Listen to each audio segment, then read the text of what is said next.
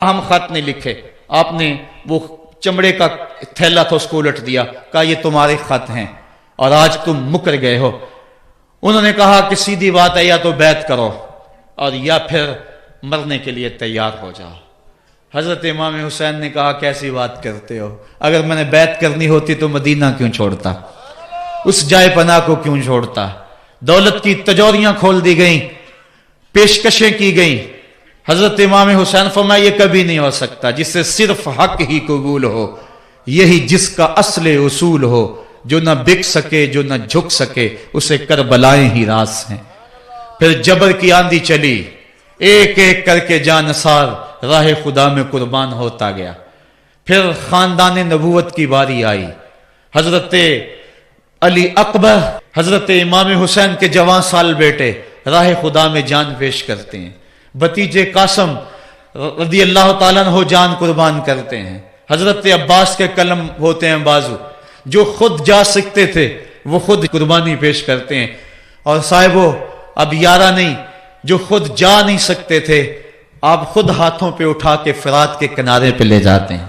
کہا جو آ سکتے تھے وہ تو قدموں پہ چل کے آ گئے، اور جو قدموں پہ نہیں چل سکتے تھے میں نے اٹھا کے لے آیا ہوں۔ پھر ایک دو شاخہ تیر ہلکے اصغر میں پیوست ہوتا ہے، خون چلو میں دے کر آسمان کی طرف اچھالتے ہیں، اور پھر اللہ کی بارگاہ میں عرض کرتے ہیں ربنا تقبل منا ھذا القربان، میرے مالک حسین کی یہ قربانی بھی قبول فرما لے۔ یہ کام آسان نہیں ہے، جگر پارا ہاتھوں میں تڑپ کے ٹھنڈا ہو جائے اور پھر بھی صبر کا مظاہرہ کیا جائے اور اللہ کی رضا پہ راضی ہو جائے۔ اب حضرت امام حسین رضی اللہ تعالیٰ عنہ تنہا رہ گئے، ایک ایک کو رخصت کر رہے تھے شہادت کا دولہا بنا کر، لیکن اب امام حسین کو رخصت کرنے والا کوئی موجود نہیں ہے۔ آپ گھوڑے پہ سوار ہوئے، میدان کربلا کی طرف ایڑ لگائی، خیمے کے اندر جو خواتین تھی وہ جانتی تھی جو اس راستے گیا پھر پلٹ کے نہیں آیا، اس کی لاش حضرت امام اپنے کندھوں پہ اٹھا کے لائے ہیں۔ اب اس حسین ابن علی کی لاش کون اٹھائے گا؟ کہا سب نے کہ حسین نہ جائیو، کہا میں نانے کے دین کے لیے جا رہا ہوں۔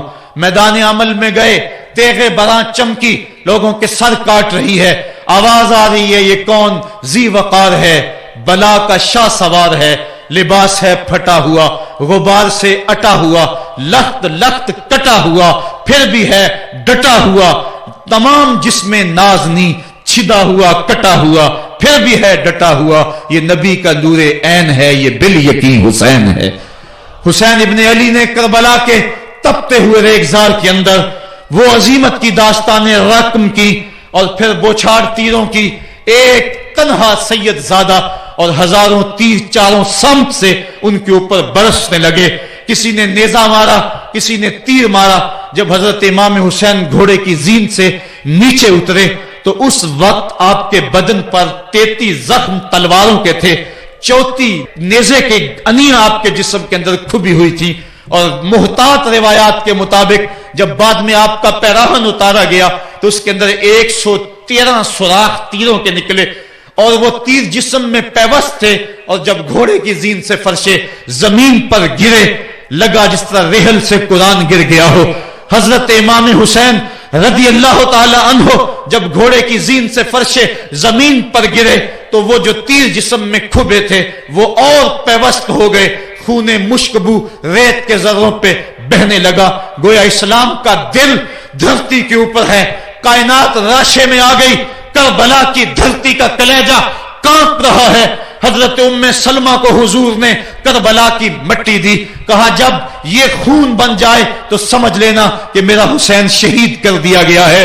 وہ مدینے کے اندر خواب دیکھتی ہیں کہ آقا کریم علیہ السلام داڑھی مبارک کے اندر گرد مبارک پڑی ہوئی ہے اور بال الجھے ہوئے ہیں، گھبرا کے اٹھ کھڑی ہوئی کہ کیا ماجرا ہے، اور جلدی سے اس شیشی کو دیکھا تو وہ شیشی کا جو مٹی رکھی ہوئی تھی وہ خون بن گیا تھا، اور آپ نے کہا اہل مدینہ سن لو، حضرت امام شہید کر دیے گئے ہیں۔ ادھر امام حسین خون اور خاک کے اندر تڑپ رہے ہیں، اور آپ کے جسم نازک پر برچھیوں، تیغوں اور تلواروں کے ساتھ جو ہے وہ لوگ وار کر رہے ہیں۔ سنان بن انس نخی آگے بڑھا لیکن سر کاٹنے کی ہمت نہ پڑی، اس نے نیزہ مارا اور آپ کے گلے کے قریب وہ نیزہ پار کر گیا، اور خون کا فوارہ پھوٹا. زرع بن شریک نے آپ کی پیشانی پہ نیزہ مارا, آپ گھبرا کے گرے, اٹھے اور پھر گر گئے, اور پھر آپ نے اپنی پیشانی سجدے میں رکھ دی. اپنا خون جو تھا وہ چہرے پہ مل لیا. حسین نے سرخ رنگ کے خون کا جو خضاب تھا وہ اپنے داڑھی پہ لگا لیا کہ کل میں اپنے نانا کو یہ رنگت بھی دکھاؤں گا. حرم کی وہ داستان جو مناس سے شروع ہوئی تھی آج اس کی تکمیل ہو رہی ہے. وہ غریب اور سادہ اور رنگین داستان حضرت امام حسین رقم کر رہے ہیں. خون سے داڑھی رنگ گئی اور آپ کے ماتھے کے اوپر زرع بن شریک نے وہ جو نیزہ مارا تھا اس سے آپ سنبھل نہ سکے, اٹھ کے پھر نیچے گرے, پیشانی کو سجدے میں رکھا, اور سجدے میں رکھ کے اللہ کی بارگاہ میں آخری لفظ جو میرے امام کی زبان سے نکلے دلوں کی تختیوں پہ نوٹ کر لو اور دیکھو. اللہ تعالیٰ کے بندے حضرت خلیل نے دعا مانگی تھی, اے میرے مالک, اے میرے مالک, میں اس جگہ اپنی ذریت اولاد کو چھوڑ کے آباد کر کے جا رہا ہوں اور دعا کرتا ہوں کہ وہ نماز کو قائم رکھیں. آج اس دعا کی تکمیل کا منظر لوگوں کے سامنے ہے کہ 113 تیر جسم میں کھبے, 34 تلواروں کے گھاؤ, اور وہ بھی راوی کہتے ہیں کہ ایک ایک گھاؤ میں کتنی کتنی تلواروں کے زخم تھے, اور نیزے کی انیاں جسم میں کھبی ہوئی تھی. آپ کے کلیجے کے اندر نیزے کی انی کو توڑ دیا گیا تھا. اس موقع پہ حضرت امام حسین رضی اللہ تعالی عنہ نے اپنے آپ کو سنبھال کے پیشانی کو ریت کے اوپر رکھا, اور اللہ کی بارگاہ میں آخری لفظ حضرت امام حسین کے لبوں پہ جو مچلے, خون نکل رہا تھا, اور خولی بن یزید آگے بڑھ کے سر انور کو جدا کرنے کی تیاریاں کر رہا تھا. سنان بن انس آگے بڑھا لیکن کپ کپا کے پیچھے ہو گیا. خولی بن یزید آگے بڑھا, وہ بھی پیچھے ہو گیا. پھر شمر آیا اور شمر آپ کے جسم نازک کے اوپر بیٹھ گیا.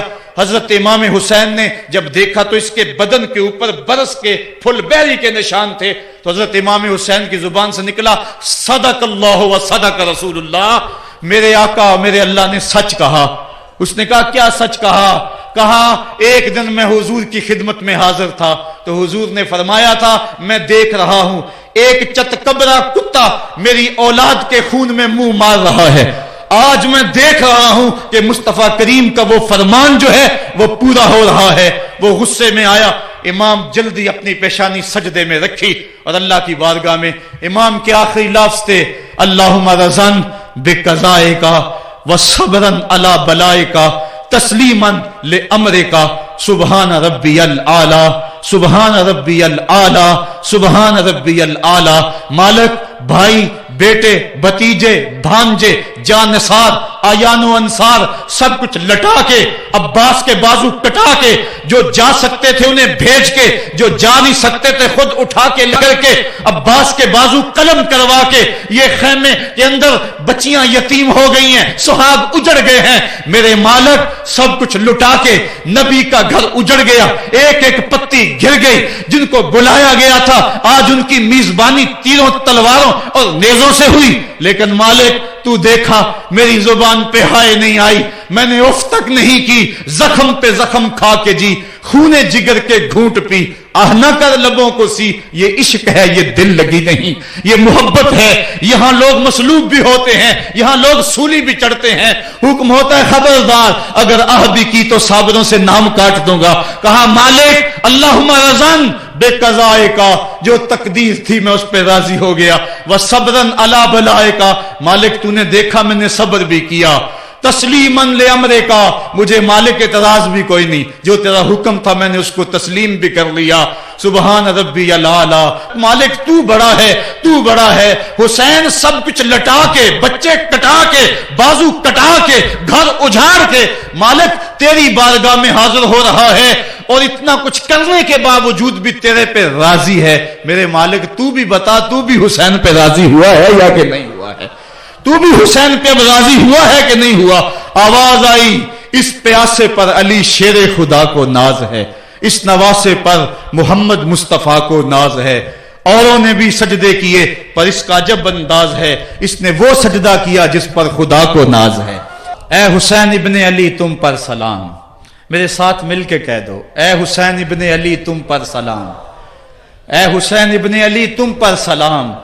یہی وقت تھا جب خاندان نبوت لٹ رہا تھا, दोपहर का वही समा, वही लम्हे, इन हवाओं को हाथ जोड़ के कहो हमारा सलाम करबला वाले आका के हुजूर पहुंचा दे, और अर्ज करो ए हुसैन इब्ने अली तुम पर सलाम, नाज़िशे आले नबी तुम पर सलाम, तुम पे लाखों रहमतें लाखों सलाम, ए शहीदाने मोहब्बत के इमाम, लाला गूं लाला बदन लाला कफन, ए चमन अंदर चमन, जिंदगी ही जिंदगी तेरी हयात, ए हयात अंदर हयात, इफ्तिखारे मिल्लते बैजा है तू, रब्बे काबा की कसम यकता है तू, फख्र का दिल में दरीचा बाज करना चाहिए, जिनका तू आका है उनको नाज करना चाहिए।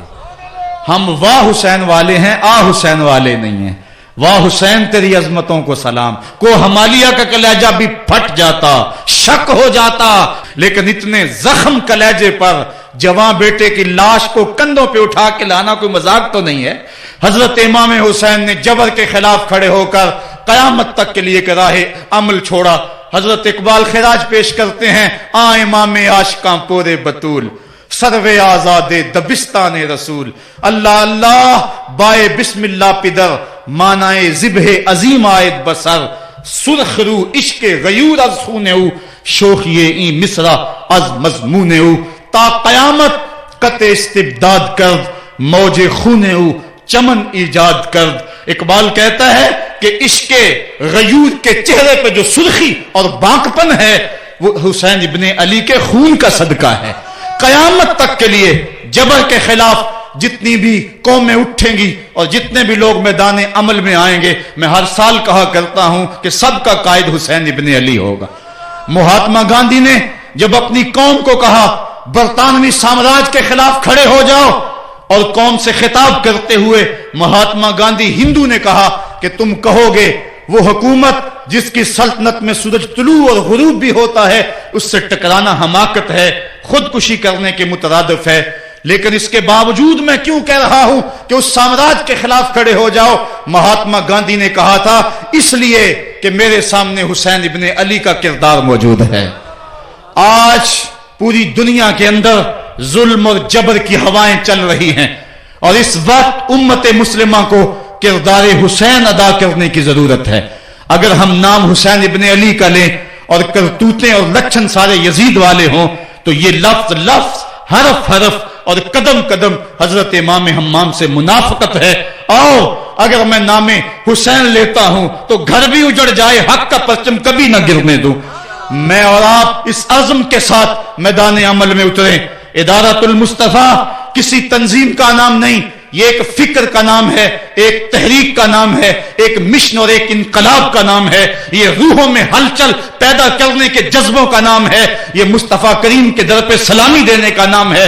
ये अपना सब कुछ मुस्तफा जाने रहमत पे कुर्बान कर देने का नाम है। आओ इदारतुल मुस्तफा के प्लेटफॉर्म पे आप मैदान अमल पे निकले।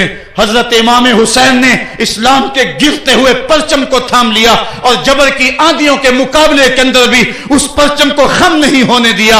आज मैं और आप उनका मिशन, उनकी फिक्र लेकर मैदान अमल में निकल आए, कुरान का फरेरा बनाकर, कुरान का परचम ही सीनों में थाम कर, अहले बैत की मोहब्बत अपने सीनों में लेकर मैदान अमल में निकले और कुरान की दावत घर घर दें। और अब रुकना नहीं, अब थमना नहीं, फिरदौस में जाके दम लेना, आफाक के हर हर गोशे में कुरान सुना के दम लेना। अब ये उठने वाले कदम आगे बढ़ते रहें। ये दर्स कुरान का जो काफिला मुल्क के तूलो अर्ज के अंदर रवा दवा है, इसमें एक जोश पैदा हो जाए और इसके अंदर एक इनकलाब पैदा हो जाए।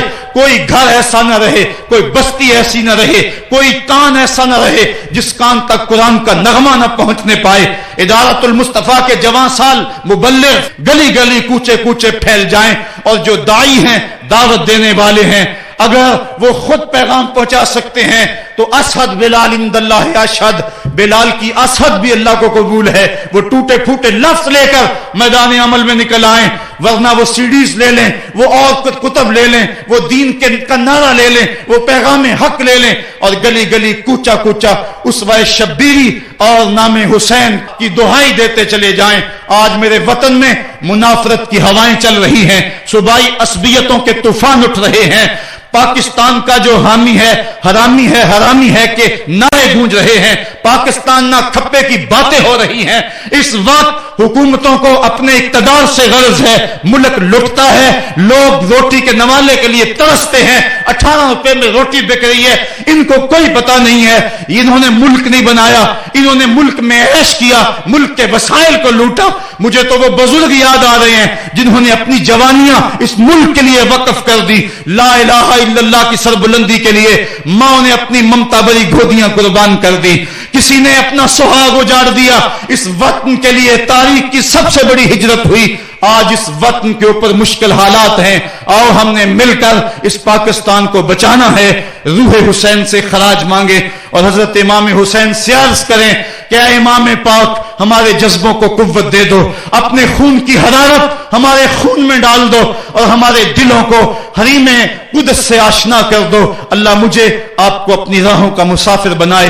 کار ما آخر شدو آخر زما کار نشد، مشت خاک ما غبارے کوچہ یار نشد، و آخر دعوانا ان الحمدللہ رب العالمین۔